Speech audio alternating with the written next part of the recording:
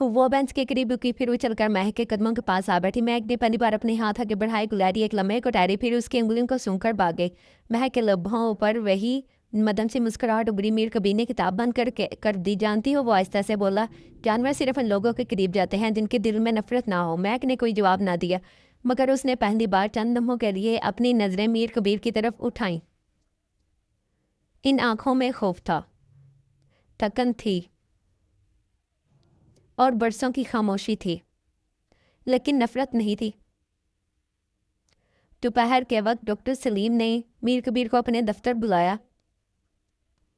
तुम रोज उसके पास बैठते हो मगर कोई सवाल नहीं करते। मीर कबीर मुस्कुरा दिए। सर, कुछ दफ़ा ऐसे होते हैं जिन्हें सवाल नहीं सिर्फ वक्त बढ़ सकता है। डॉक्टर सलीम ने गहरी सांस ली। 2 साल में बहुत से माहरीन नफ्सियात आए। सब ने जल्दी की, किसी ने दुआओं पर जोर दिया, किसी ने मुसलसल सवाल किए, मगर महक हर बार अपनी खामोशी में वापस चली गई। मैं जल्दी नहीं करूँगा, मीर कबीर ने पुरसुकून लहजे में कहा। अगर एतमाद कायम हो जाए तो लफ्ज़ खुद रास्ता ढूंढ लेते हैं। शाम के वक्त अचानक मौसम बदल गया। काले बादल पहाड़ों पर छा गए। हवा तेज़ होने लगी। पहली बूंद उबड़ी अभी गिरी ही थी कि महक के चेहरे का रंग उड़ गया। उसकी उंगलियां बेइख्तियार कांपने लगी। वो तेज़ी से उठकर जाने लगी, मगर जल्दबाजी में उसके हाथ से एक पुराना लॉकर ज़मीन पर गिर गया। मीर कबीर ने फ़ौरन लॉकेट उठाया। वह चांदी का पुराना सा लॉकेट था, जिस पर वक्त के निशानात नुमाया थे। उसने लॉकेट खोलने की कोशिश नहीं की। जब वो महक वापस मुड़ी तो उसकी नज़रें सीधी लॉकेट पर जा ठहरी। उसके चेहरे पर घबराहट साफ दिखाई दे रही थी। मीर कबीर ने खामोशी से लॉकेट उसकी तरफ बढ़ा दिया। ये तुम्हारी अमानत है। महक ने लॉकेट ले लिया। चंद लम्हों तक वो इसे देखती रही। फिर पहली बार उसने बहुत आहिस्तगी से अपना सर झुकाकर जैसे तशक्कुर का इजहार किया हो। ये कोई लफ्ज़ नहीं था, लेकिन मीर कबीर समझ गया। आज उसकी खामोश मरीज़ा ने पहली मर्तबा उस पर एतमाद किया था। दूर कहीं बादल ज़ोर से गरजे। महक ने लॉकेट को मजबूती से अपने सीने से लगा लिया। मीर कबीर ने पहली बार महसूस किया कि इस लॉकेट में सिर्फ दांत नहीं, महक की पूरी जिंदगी का कोई राज बंद है। 7वां बाब, बंद लॉकेट। बारिश थम चुकी थी, मगर फ़ज़ा में नमी अभी भी घुली हुई थी। सुबह की नरम धूप देवदार के पत्तों से छीनकर बाग की पगडंडी पर बिखर रही थी। बहाली मरकज़ गैर मामूली तौर पर पुरसुकून था, लेकिन मीर कबीर के ज़हन में गुज़श्ता शाम को मंज़र मुसलसल गर्दिश कर रहा था। वो चांदी का पुराना लॉकेट और उसे देखते ही महक के चेहरे पर उभर आने वाला खौफ। ये किसी आम जेवर का रद्द अमल नहीं था। इस लॉकेट में ज़रूर कोई ऐसी याद कैद थी जिससे महक बरसों से भाग रही थी। नाश्ते के बाद डॉक्टर सलीम ने मीर कबीर को अपने दफ्तर बुलाया। कैसा लग रहा है? ऐसा महसूस हो रहा है जैसे महक की खामोशी में कहीं ना कहीं उम्मीद की एक किरण मौजूद है। डॉक्टर सलीम मुस्कुराए।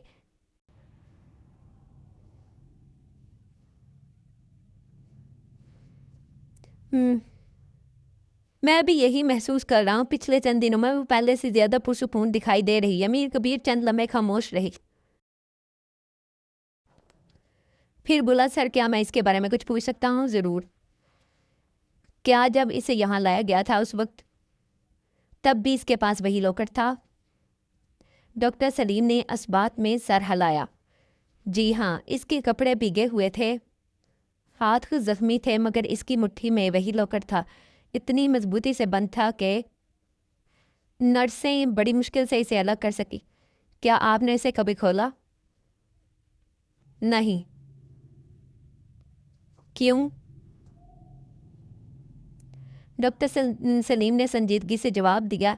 एक माहिर नफ्सियात का काम मरीज़ की इजाज़त के बगैर उसकी यादों के दरवाजे नहीं खोलना।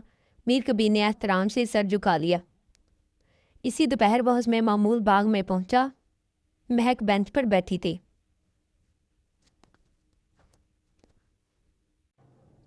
آج اس کے ہاتھ میں وہی لاکر تھا، وہ اسے کھولے بغیر انگلیوں میں گما رہی تھی۔ میر کبیر کچھ فاصلے پر بیٹھ گیا۔ کافی دیر تک دونوں خاموش رہے۔ پھر اس نے دھیرے سے کہا، بعض چیزیں ہمیں ماضی سے جوڑے رکھتی ہیں اور بعض ہمیں آگے بڑھنے نہیں دیتی۔ مہک کی انگلیاں ایک لمحے کے لیے رک گئی۔ اس نے نظریں اٹھا کر پہلی بار میر کبیر کو غور سے دیکھا۔ اس کی آنکھوں میں سوال بھی تھا اور ایک ہلکی سی حیرت۔ اتنے میں مرکز کے باغ میں کھیلتا ایک چھوٹا بچہ دوڑتے ہوئے آیا۔ اس کے ہاتھ سے گیند پھسل کر مہک کے قدموں کے پاس آ گری۔ بچہ چند لمحے رکا، شاید وہ مہک کی خاموش طبیعت سے ڈر گیا تھا۔ مہک نے آہستگی سے گیند اٹھائی، سب کی نظریں اس پر جم گئی۔ اس نے گیند بچے کی طرف بڑھا دی۔ بچے نے مسکراتے ہوئے کہا، شکریہ آپ۔ یہ الفاظ سن کر مہک کی پلکیں بے اختیار بھیگ گئی۔ وہ دیر تک اس بچے کو دیکھتی رہی، پھر اس کے لب ہلے جیسے وہ کچھ کہنا چاہتی ہو، لیکن آواز پھر بھی نہ نکل سکی۔ شام کو جب میر کبیر واپس اپنے کمرے میں آیا تو اس نے اپنی ڈائری کھولی اور لکھا، اعتماد ہمیشہ لفظوں سے شروع نہیں ہوتا، کبھی کبھی ایک نگاہ، ایک امانت واپس کرنا یا ایک بچے کو لوٹائی ہوئی گیند بھی کسی ٹوٹے ہوئے دل کی پہلی سیڑھی بن جاتی ہے۔ اس نے قدم بند کیا ہی تھا کہ دروازے پر دستک ہوئی۔ نرس اندر آئی۔ سر، یہ چیز شاید مہک کی ہے۔ اس کے ہاتھ میں ایک چھوٹا سا کاغذ تھا، شاید لوکر سے گر گیا تھا۔ میر کبیر نے کاغذ کھولا۔ اس پر وقت کی نمی سے مدھم پڑے ہوئے صرف 3 الفاظ پڑھے جا سکتے تھے، واپس ضرور آنا۔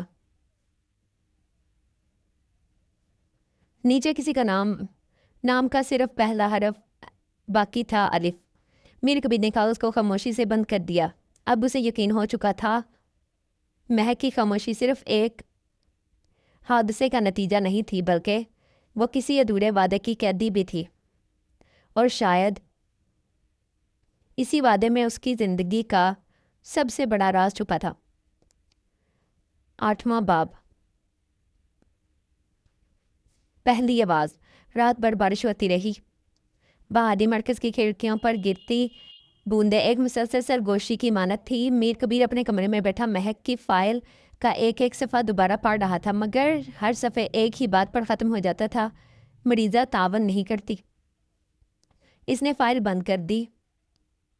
نہیں، تم تعاون نہیں کرتی، تم صرف کسی پر یقین نہیں کرتی۔ اگلی صبح موسم غیر معمولی طور پر صاف تھا۔ مہک حسب معمول باغ کے بینچ پر بیٹھ گئی۔ میر کبیر اس کے پاس آیا، مگر آج اس کے ہاتھ میں نہ کوئی فائل تھی نہ کتاب، صرف 2 مٹی کے کپ تھے۔ چائے پیو گی؟ میں خاموش رہی۔ میر کبیر نے دوسرا کپ اپنے ہاتھ میں لیا اور آہستہ آہستہ چائے پینے لگا۔ چند لمحوں بعد اس نے دوسرا کپ بینچ پر رکھ دیا۔ اگر دل چاہے تو پی لینا۔ وہ اٹھ کر چند قدم دور جا کھڑا ہوا۔ کچھ دیر بعد اس نے پلٹ کر دیکھا، مہک نے کپ اٹھا لیا تھا۔ وہ بہت آہستگی سے چائے پی رہی تھی۔ میر کبیر کے چہرے پر ہلکی سی مسکراہٹ پھیل گئی۔ یہ کسی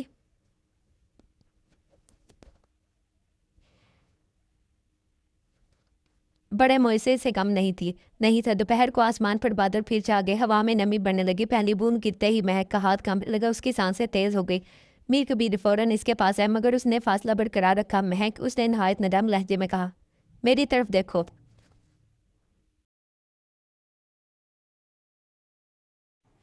چند لمحوں بعد مہک نے آہستہ آہستہ نظریں اٹھائی۔ یہ مری ہے وہ جگہ نہیں، یہ آج ہے وہ دن نہیں۔ میر کبیر کی آواز میں عجب سا سکون تھا۔ مہک کی سانسیں آہستہ آہستہ معمول پر آنے لگی۔ اچانک اس کی آنکھوں سے آنسو بہنے لگے۔ اس کے لب لرزے اور 2 سال کی خاموشی کے بعد پہلی بار ایک آواز سنائی دی، بابا۔ لفظ بہت دھیمے تھے۔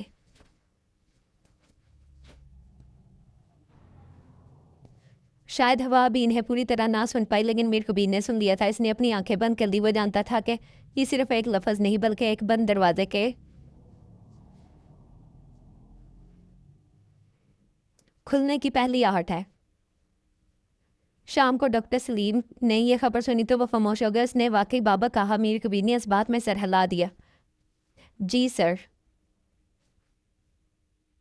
ڈاکٹر سلیم کی آنکھیں نم ہو گئی. 2 سال میں ہم اس کی خاموشی نہیں توڑ سکے اور تم نے صرف اس کی خاموشی کا احترام کیا. میر کبیر نے دھیرے سے کہا.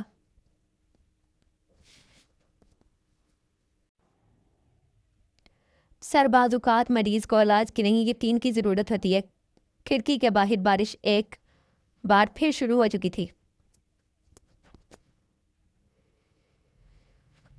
مگر آج پہلی بار مہک نے بارش سے نظریں نہیں چڑھائی. اس نے اسے خاموشی سے دیکھا جیسے برسوں بعد وہ اپنے ماضی کا سامنا کرنے کی ہمت جمع کر رہی ہو.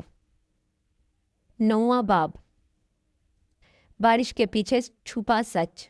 صبح کا آسمان صاف تھا مگر پہاڑوں کی چوٹیاں پر بادل اب بھی ٹھہرے ہوئے تھے. باہرلی مرکز کے باغ میں غیر معمولی سکون تھا. مہک کئی دنوں بعد پہلی بار اپنے کمرے سے خود باہر نکلی تھی.